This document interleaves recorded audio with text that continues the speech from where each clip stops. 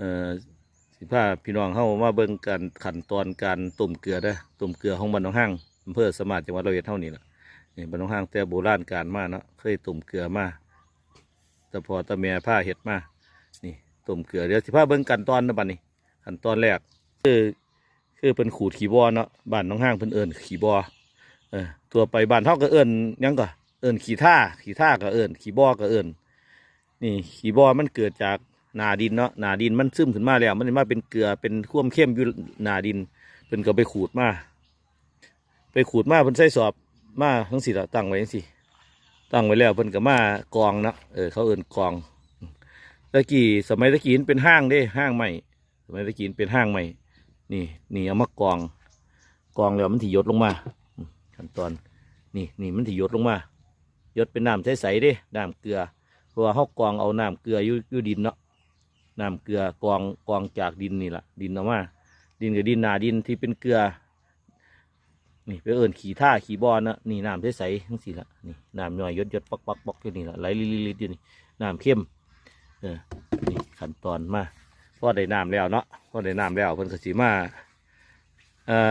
ดินที่กองออกแล้วเนาะกองแล้วมันจะจืดแล้วเพิ่นเห็นทั้งสี่ละเห็นปะหลายดิเ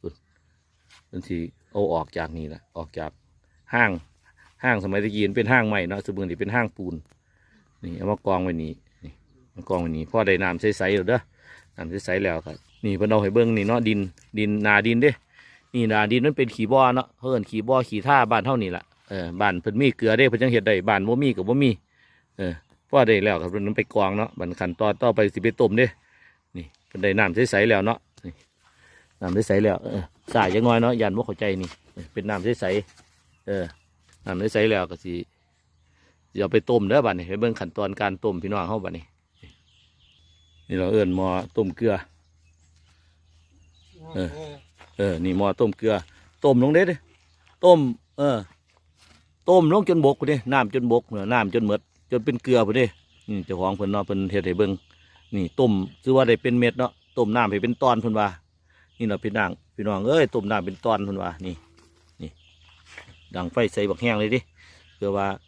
หม้อกับหม้อกว้างนี่เอาสังกะสีมาเฮ็ดนี่หม้อกว้างเพื่อว่ามันสิบกง่ายเนาะนี่มันเท่าเบิ่งเท่าอีกเท่าอีกนั่นมันสิเป็นเกลือเด้ถ้าน้ำบกลงเพราะว่าน้ำเข้มน้ำบกลงสิกลายเป็นเกลือนั่นเป็นเกลือนี่นะพี่น้องนี่การต้มเกลือเด้อต้มน้ำไปเป็นตอนเพิ่นว่า